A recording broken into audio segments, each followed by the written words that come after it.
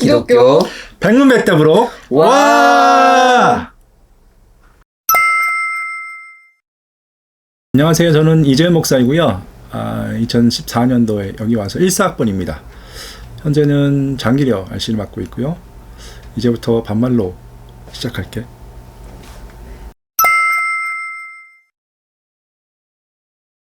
일단 속아서 여기 왔고, 왜 속았냐면 여기 오기 전에 침신대에서 이렇게 시간 강사로 가르치고 있었는데, 거기 그 대학원 과정에서 여기 그 한동 졸업생들 00학번, 02학번 친구들이 와가지고 교수님 저 한동에 교목자리 있대요. 나 안 가.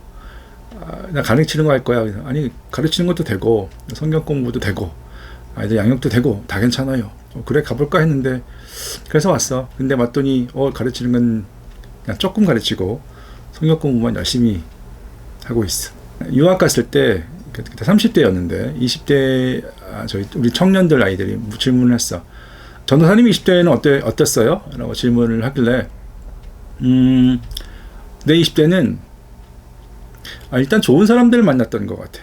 그리고 좋은 교회들이 있었고, 좋은 교회란 어떻게 하면 하나님 앞에 살아갈 수 있을까, 잘 살아갈 수 있을까를 같이 고민하고 이야기하고 나눌 수 있는 좋은 누나들, 형들, 또 동생들이 있었던 그 좋은 사람들이 있었고, 그 사람들 통해서 좋은 책을 소개를 받아서 내가 생각했던 것과는 좀 다른 형태의 지식들 또 많이 배워갔던 것 같아. 그래서 한동도 그냥 기독교인이라고 얘기하는 건 말고 내가 기독교인이 뭐지?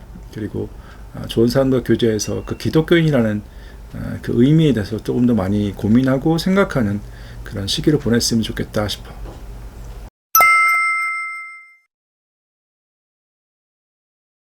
일단 공룡이 왜 성경에 나와야 되는지 모르겠네. 성경 어차피 필요한 얘기들만 하고 있잖아. 창세기 1장, 2장 실제로 읽으면 그 10여 분밖에 안 걸리는 걸로 창조의 모든 과정을 다 설명했다. 이건 말이 안 되는 거니까. 무슨 얘기냐면 결국은 필요한 정보를 가지고 그 당시 몇천 년 전에 독자들에게 이해할 수 있는 방향으로 창조를 선택적으로 설명을 한 것이고, 핵심은 창조주와 사람의 관계성에 대한 얘기가 초점이니까 굳이 공룡을 어쩌면 공룡에 대한 이야기 나오는 게 이상한 것 같다는 생각. 다르게 말하면 창조하고 지구의 연대기도 사실은 이게 성경의 관점은 아니야. 왜냐하면 창조의 과정에서 사람과 관련해서 설명을 하고 있기 때문에 그게 얼마나 긴 시간이 되었는지 또 얼마나 짧게 되었는지가 아니라 어떤 과정으로 누구를 중심으로 창조 과정을 진행했는지가 초점이니까 그것을 가지고 길게 창조되었다, Old Earth라고 얘기하는데, 아니면 짧은 지구, 젊은 지구, 그게 사실 성경에서는 크게 보장되는 내용은 아니야. 왜냐하면 그 당시에 과학이라는 이름으로 성경을 쓰지 않고 그 당시 사람에게 이해할 수 있는 언어와 용어로 하나님, 창조주 하나님이 어떤 계획을 가지고 사람을 만드셨고 또 어떻게 사람과 세상과 관계하고 있는 그 얘기를 담고 있기 때문에 일단 과학적인 접근에서는 한계가 있고, 그것으로 정확한 연대기들, 우리가 궁금한 건 모든 것을 알 수 있는 방법은 성경에서 사실은 없다고 봐야 될 것 같아.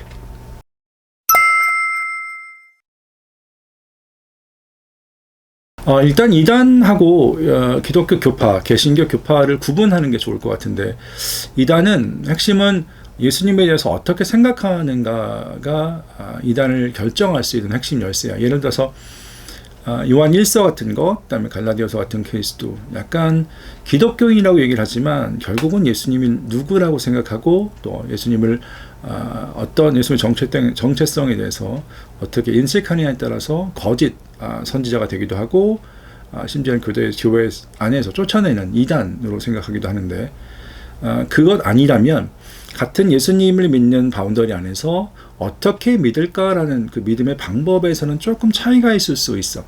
대부분의 교파는 이제 그런 문제라는 거야. 예를 들어서 예수님을 믿었어. 믿으면 구원받는데, 자 그러면 구원받은 이후에 사람들의 삶에서 사람들이 하나님과의 관계에서 인간적인 노력을 어떻게 이해할 것인지, 그러니까 구원 과정이 아니야. 구원 이후의 삶에서 인간적인 노력을 어떻게 할 것인지에 대해서 조금 차이가 나면 감리교하고 장로교가 차이가 나고, 그리고 쉽게 얘기해서 세례를 줄 것인지 아니면 물속에 푹 담그는 침례를 줄 것인지 이것 사실 본질적인 문제라기보다 예수님 믿고 어떻게 삶을 살아가느냐 그리고 신앙생활 또 같이 교회생활 어떻게 하느냐 거기서 나오는 약간의 차이점이라고 생각하기 때문에 굳이 교파로 구원이 나뉘는 것 같진 않고 천주교는 좀 다른 접근이 필요한데 원래 교회가 하나였어. 그러니까 사도들의 교회가 하나였는데 문제 쭉 진행이 되면서 가끔 교회가 이제 이상한 방향으로 간 거지. 왜냐하면 사도들의 진리와 다른 식으로 인간적인 요소들을 굉장히 많이 강조하거나 그리고 구원의 방법이 아닌데 성모 마리아를 더 중요시 여기는 그런 모습으로 가니까 이제 그쪽에서 이건 아니지 않는가라고 해서 돌이키는 리포메이션이라고 얘기하는데 원래로 가자. 원래 사도들이 가지고 있었던 그 모습으로 가자라고 생각했기 때문에 천주교는 좀 다른 접근이 좀 필요할 것 같아. 그렇다고 천주교가 다 이단이냐? 꼭 그렇게만 얘기할 수는 없는데 역시 예수님에 대해서 어떻게 생각하느냐의 문제인 거야. 구원의 방법에서 예수 외에 플러스 알파가 있으면 이건 거의 이단. 그러나 예수님 안에서 어떻게 삶을 살아갈 것인지에 대한 문제라고 얘기하면 좀 다른 문제. 그래서 천주교는 하나다라고 얘기하기는 되게 어렵고 왜냐하면 천주교 안에서도 예수님 플러스 알파를 얘기하는 사람도 있고 그렇지 않은 사람도 있기 때문에 일관성 있게 얘기하기는 좀 어렵지만 아무튼 행위적인 면에서 되게 구원을 강조한다는 것은 적절하지 않은 것 같다는 생각이 있어.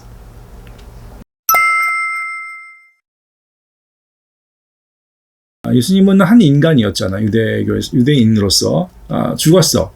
십자가에 죽었는데 문제는 뭐냐면 부활이라는 굉장히 독특한 방법으로 새롭게 자신의 존재를 드러냈는데 자 그러면 이 예수님을 어떻게 이해할 것이냐 문제가 등장을 한 거지.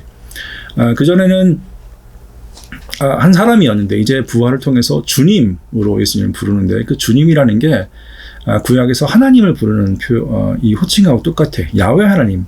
그러니까 부활의 예수님도 마치 구약에서 야훼 하나님처럼 같은 하나님 신의 개념으로 소개를 한 거야.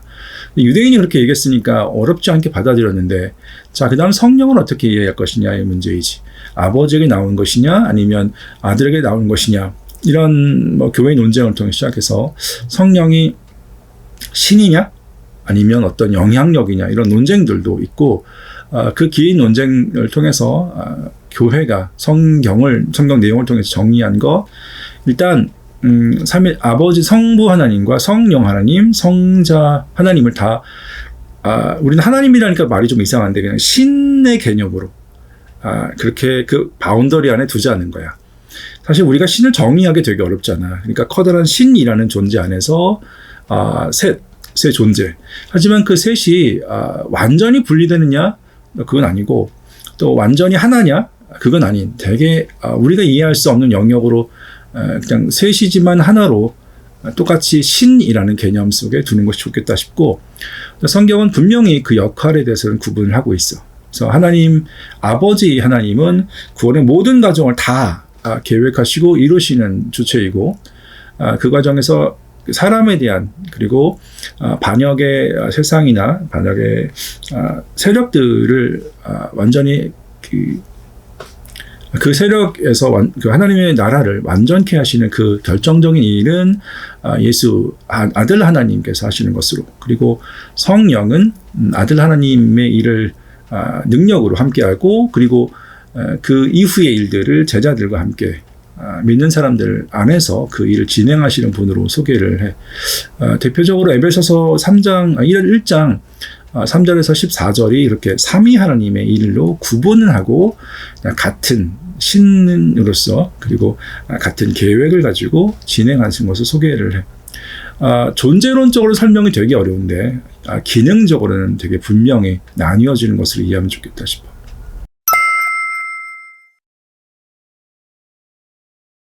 일단 인신제사를 드리라고 하신 건 맞아.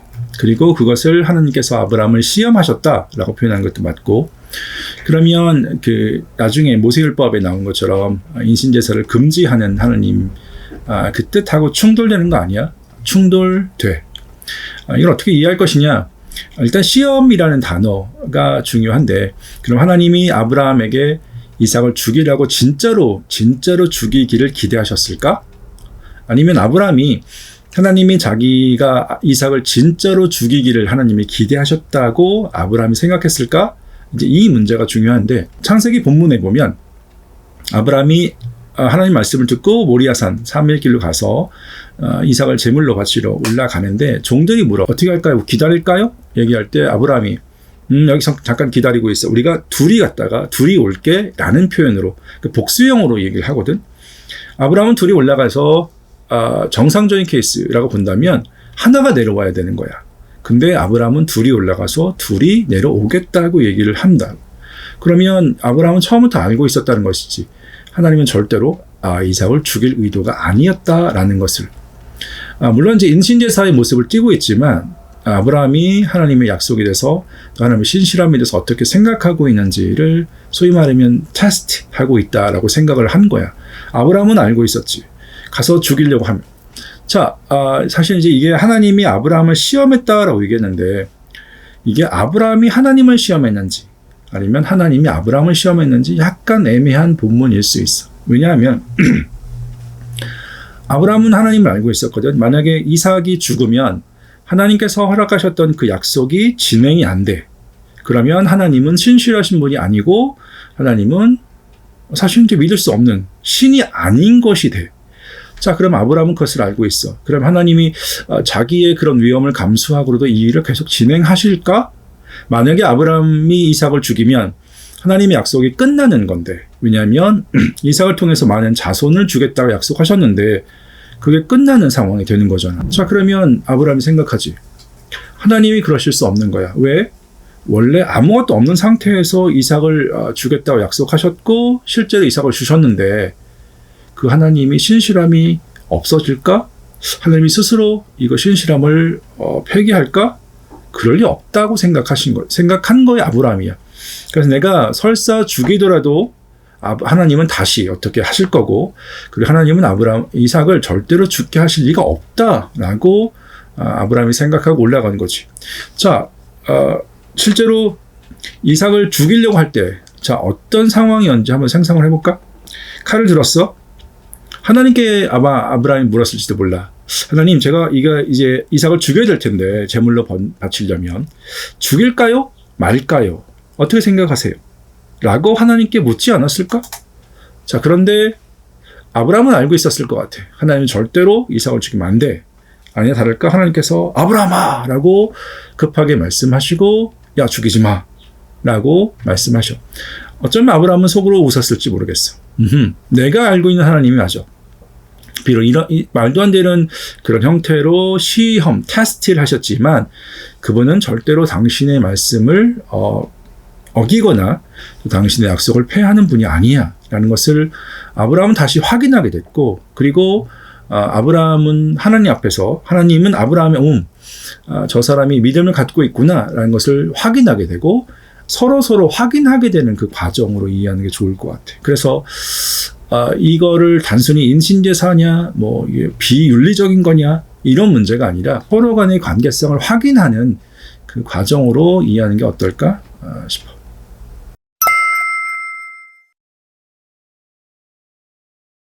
사회주의가 뭔지에 대해서 먼저 저 설명을 좀 해야 될 것 같은데, 사회주의하고 공산주의하고 약간 구분을 했으면 좋겠다 싶은데, 공산주의가 왜 생겼냐면 자본주의가 한창 절정을 달하는 그 18세기 또 19세기 산업혁명기 영국이나 아니면 유럽 체제에서 사람들이 굉장히 학대를 받는 상황을 전제로 해. 그러니까 돈을 중심으로 사람들 학대하고, 어린아이부터 시작해서 모든 사람들이 누군가의 돈을 많이 벌어주기 위해서 학대를 당하고 있는 그 상황에서, 야, 이러지 말고 함께 벌어서 함께 먹자라고 시작한 것이 이제 공산주의이거든. 그렇게 보면 공산주의 자체는 어쩌면 굉장히 좋은 거 아니야? 같이 벌어서 같이 먹자라고 얘기했으니까. 자본주의는 돈 놓고 돈 먹기잖아. 돈이 있는 사람이 위해서 모든 돈을 이렇게 독식을 하고, 돈이 없는 사람들은 돈이 있는 사람을 위해서 결국 일해주는 그런 구조이니까. 그러면 자본주의는 사실 그 안에서의 문제가 있고, 공산주의는 그 문제에 대해서 대안이 있으니까 공산주의가 좋은 거 아니야? 라고 생각할 수 있어. 근데 문제는 뭐냐면 그 체제를 돌리는 사람이야. 공산주의는 함께 벌어서 같이 먹자는 좋은 아이디어인데 사람이 그렇지 않지. 성경이 얘기하는 죄인인데, 자, 너희들이 열심히 일해. 그리고 밥 먹을 때 같이 불러. 그런 개념이야. 그래서 공산주의가 되는 모든 나라의 공통적인 패턴이 뭐냐면, 일단 일당 독재가 돼. 분명히 평등한 사회라고 얘기를 하는데 누군가에게 권력이 집중되고 누군가에게 부가 집중되는 그런 일들이 생겨. 그래서 아무리 좋은 정치 체제라도 그 안을 정치체를 운영하는 사람들이 악하면 결국은 문제가 된다는 거야. 자본주의도 마찬가지지. 자본주의는 돈이니까 여기서 사람을 생각하지 않으면 자본주의는 사람을 죽이는 어떤 경제 체제가 되는 거지.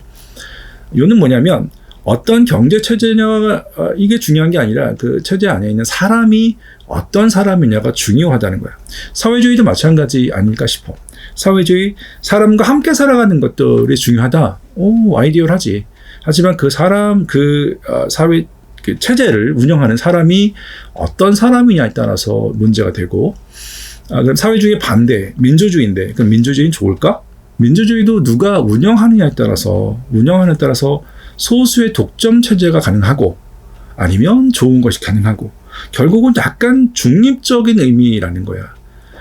그래서 성경에서 얘기하는 거, 하나님 나라를 얘기할 때 사람이 거듭나지 않으면 하나님 나라를 볼 수 없다라고 얘기했는데 결국은 사람이 창조주와의 관계성을 통해서 사람과 어떻게 함께 살 것이냐 그 문제로 회개하고 새롭게 되지 않는다면 어떤 정치체제, 어떤 경제체제도 결국은 자기를 중심으로 한 그 죄의 모습으로 사실 끌려가게 되는 거고 설사 어떤 시기에 굉장히 아이디어한 정말 탁월한 정치인이 아니면 경제 시스템과 정치 시스템을 만들어도 그 뒤에 운영하는 사람들이 자기 중심의 악한 그 죄의 모습을 버리지 않으면 여전히 그게 오래 지속되지 않는 역사의 교훈이야. 그래서 사회주의 자체라기보다 결국은 그 사람이 하나님 창조주와의 관계성에서 완전히 배제하고 자기를 중심으로 하는 굉장히 지독하고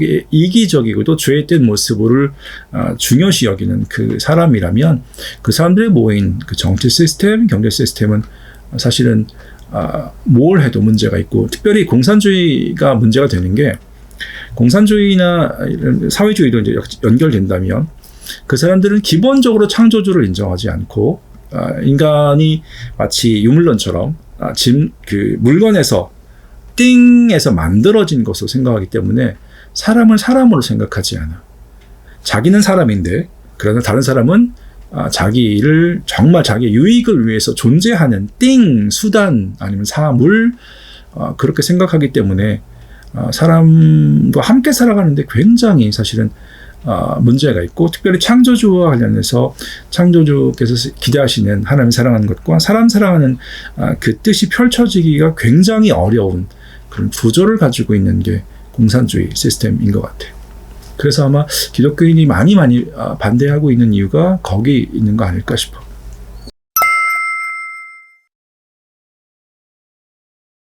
일단 질문이 점점점 어렵네.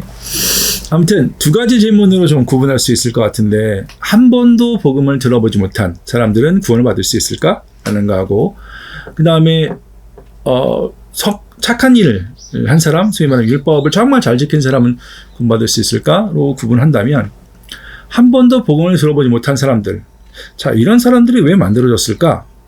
아담과 하와는 하나님을 알았을 것 같아. 자 그럼 아담과 하와의 자녀들 가인과 또 아벨과 셋은 하나님을 알았을 것 같아. 그러나 어느 순간 가인의 후예에서 보면 어느 순간 더 이상 하나님에 대한 이야기를 하지 않겠지. 그래서 그 사람들이 번져가면 하나님에 대한 창조주에 대한 지식이 없어지게 되고 성경은 그게 죄가 가득 찼다라고 얘기해서 노아 홍수를 한번 싹 심판을 했어. 자, 근데 노아의 이제 노아 홍수를 믿으니까 남은 사람들은 노아의 가족들밖에 없어. 노아하고 그다음에 노아의 자녀들 그리고 노아의 이제 며느리들인데 자 일단 노아의 세 아들 셈, 함, 야벳과 이 며느리들은 하나님을 알았을 거야. 경험했으니까. 자, 그런데 역시 어느 순간 되면 셈족, 우리가 말한 이제 유대인 얼마를 빼고는 하나님에 대한 지식이 끊어져 버리는 거예요. 다음 세대 가운데 하나님의 지식이 없으니까 그 후손들이 누구냐면 우리가 살고 있는 그리고 우리가 알고 있는 하나님을 한 번도 들어보지 못한 사람들이 이제 그 후손인 거지. 그렇게 보면 하나님이 당신을 드러내지 않은 게 아니라 인간이 더 이상 하나님에 대한 지식을 끊어버리는, 소위 말 성경은 그걸 죄의 모습이라고 하는데, 죄의 모습의 결과로 모든 사람들이 하나님을 알지 못하는 상황이 된 거지. 그 안에서 여전히 창조주가 아니라 자기를 중심으로 살고 싶은 그 죄의 모습은 동일하게 가지고 있으니까 모든 사람이 성경에 의하면 심판을 받을 수밖에 없는 것. 그래서 우리가 보면 저 사람은 예수 모르는데 이런 문제지만, 그러나 거슬러 올라가면 어느 순간 창조주를 거절하는 그 시작점이 있고 그 결과들을 지금 누리고 있는 거라서, 역시 인간의 죄를 심판하시는 하나님의 입장이 본다면 모든 사람이 심판을 받을 수밖에 없는 그 일인 것 같고, 두 번째, 율법을 지켜도 구원받을 수 있을까? 일단 율법이 뭐냐를 정의하는 게 중요한데, 율법은 하나님과의 관계성에서 서로 관계성을, 하나님과 언약 관계를 맺으면 서로에게 관계를 신실하게 지켜야 되는 의무가 있는데, 하나님은 사람을 사랑하고 또 그 관계를 신실하게 유지하는 의무가 있어. 사람 편에서는 그 하나님의 뜻을 따라서 살아야 되는데, 문제는 이분이 안 보여. 그러니까 이분이 무엇을 기대하시는지, 어떻게 그 관계를 유지해야 되는지 알 수 있는 방법이 없다는 거야. 그래서 이분이 그 뜻을 보여주는 게 율법이야. 그래서 하나님과의 관계를 맺은 이 사람이 이분의 뜻을 알아서 그것을 지키면 관계가 유지되는 그 통로, 율법. 율법의 핵심 내용은 하나님을 사랑하는 것과 사람을 사랑하는, 우리식으로 얘기하면 하늘을 공경하고 사람을 사랑하는 경천애인인데, 이게 창조주의 뜻이고, 그리고 창조주는 모든 피조물들을 행한 대로 평가를 해. 그러니까 창조주에 대해서 어떤 관계성을 갖고 있느냐로 평가를 한다라는 것이, 그분이 기대하시는 하나님을 사랑하고 사람을 사랑하는 그 원리에 따라서 어떻게 살았는지로 평가하신다는 거야. 마태복음 5장에 보면 예수님은 율법은 1.1학도 변함이 없다라고 말씀하시는데, 율법을 생각할 때는 율법의 원리나 정신이 있고 그 정신을 표현하는 표현이 있어. 예를 들어서 사람을 사랑하자 라고 얘기하면 그건 원리일 수도 있고 표현일 수 있어. 그 원리의 표현 중에 하나가 뭐냐면 악성 댓글을 달지 말자, 뭐 이런 얘기야. 자, 근데 3000년 전에 악성 댓글 얘기하면 이해하겠니? 이해할 수가 없지. 왜냐하면 환경이 아니니까. 무슨 얘기냐면 원리는 변함이 없는데 그 원리를 표현하는 방식은 시대마다 다를 수 있다라는 거야. 그러니까 3000년 전에 이스라엘 민족에게 얘기했던 그 모습은 원리는 똑같아. 하나님을 사랑하는 것과 사람을 사랑하는 원리는 똑같은데 표현하는 방법이 지금과는 다를 수 있고. 자, 그러면 지금 예수 믿는 사람들은 원리는 똑같지. 하나님 사랑하는 것과 사람 사랑하는 것. 그런데 표현하는 방법은 지금에 맞게 표현을 바꿀 수 있다는 거야. 그래서 예수님이 하신 말씀이 뭐냐면, 율법은 원리는 변함이 없어. 원리는 처음부터 끝까지 하나님을 사랑하는 것과 사람 사랑하는 것이 변함이 없는데 그 표현 방식이 달라질 수 있다라는 거야. 자, 그러면 율법을 지키면 구원받을 수 있을까? 받을 수 있지. 받을 수 있어. 왜냐하면 율법의 원리가 하나님과의 관계성을 유지하는 그 통로이니까, 하나님 율법을 통해서 하나님을 사랑하고 사람을 사랑하면 구원받을 수 있어. 문제는 뭐냐면 율법을 사람이 지키지 않는다는 거야. 근데 가끔 얘기하면 이렇게 생각할 수 있을 것 같아. 그럼 어차피 율법을 다 못 지키는데 사람을 그렇게 만들어 놓고 심판하는 거 이거 문제 있는 거 아니야? 라고 생각을 하는데, 사실 질문이 좀 틀렸어. 왜냐하면 율법을 사람이 지킬 수 없는 게 아니라 지키고 싶지 않은 게 정답이지. 하나님과의 관계성에서 자기를 중심으로 살고 싶은 죄의 모습을 가지고 있는데 어떻게 하나님께 자기를 맞추고 싶겠어? 그러니까 율법을 행할 수 없는 게 아니라 행하고 싶지 않아. 그걸 죄라고 얘기하는데, 그 모습 때문에, 그 관계를 깨는 모습 때문에 사람이 사실 심판을 받는 거지. 그런 면에서 천주교인이든 기독교인이든 사실은 별 구분이 없이 하나님의 평가 원리는 똑같아. 행한 대로.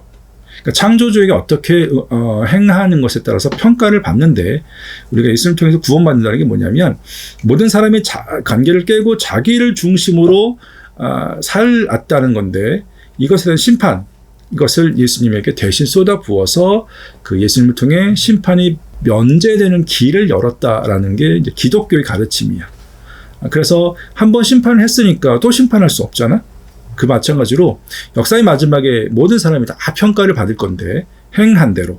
그래서 그 행함의 평가의 기준이 뭐냐면 하나님의 뜻을 담겨져 있는 율법이야. 그래서 그 율법을 행하느냐 그렇지 않느냐로 평가받는데, 모든 사람이 다 부정적인 평가를 받겠지, 죄 때문에. 하지만 믿는 사람들은 이미 그 부정적인 결과에 대한 결과를 예수님에게 통해서 한번 심판받았기 때문에 더 심판받지 않고 패스오버, 유월한다고 하지. 그래서 건너뛰어서 구원을 경험하는 것, 그게 기독교의 가르침이야. 그래서 천주교인 기독교인 상관없이 율법을 통해서 원리적으로는 구원받을 수 있어. 하지만 실제적으로는 그 자기를 위해서 자기를 중심으로 살고 싶은 그 죄 때문에 그 원리가 있어도 그것으로 구원을 받을 수는 없어. 그래서 예수가 필요한 것, 또 예수님이 구원자이라는 게 이제 그런 의미인 거야.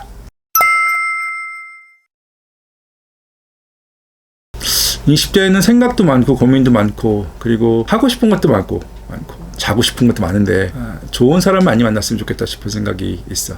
우리 애가 둘이 있는데 둘 다 딸이야. 근데 그 아이들에 대한 기도 제목이 하나님을 의지하는 법을 좀 배웠으면 좋겠다 싶은 생각. 의지한다는 건 사실은 좀 이렇게 의지해야만 되는 상황을 경험한다는 건데 쉽지 않은 상황이니까. 근데 살아가면 다 그래. 그래서 거기서 어떻게 그 상황들을 해결할 수 있을까? 근데 하나님을 의지하는 법을 배웠으면 좋겠다라고 기도를 하는데, 동일하게 한동의 학생들도 그거 배워가며 살았으면 좋겠다 싶은 거고 있고, 그다음에 또 하나 권면해주고 싶은 거, 나 때는 말이지, 아마 그대들보다 나이가 많을 거니까 어쩌면 아버지 뻘 되는데, 살아가면서 느끼는 게 하나님께서 우리에게 허락하시는 가장 큰 은혜는 사람이라는 생각이 좀 들어. 좋은 사람. 그래서 좋은 사람을 많이 만났으면 좋겠다 싶은 생각이 있어. 이게 그냥 이성 친구 이런 걸 넘어서 같이 하나님을 이야기할 수 있고, 또 같이 삶을 고민할 수 있고, 어떻게 하는 것이 더 하나님 앞에서 좋게 삶을 살아갈 수 있을까, 바르게 살아갈 수 있을까를 같이 이야기하고 서로 의지할 수 있는, 그리고 아까 얘기했던 것처럼 같이 하나님 의지하는 것을 배워갈 수 있는 좋은 사람들을 좀 많이 만났으면 좋겠고, 어쩌면 20대를 넘어서 30대, 40대, 50대 어쩌면 죽을 때까지 사람이 중요하다면 그 사람을 만나는 좋은 바탕, 시작점이 되는 20대가 되었으면 참 좋겠다, 그런 생각이 있네.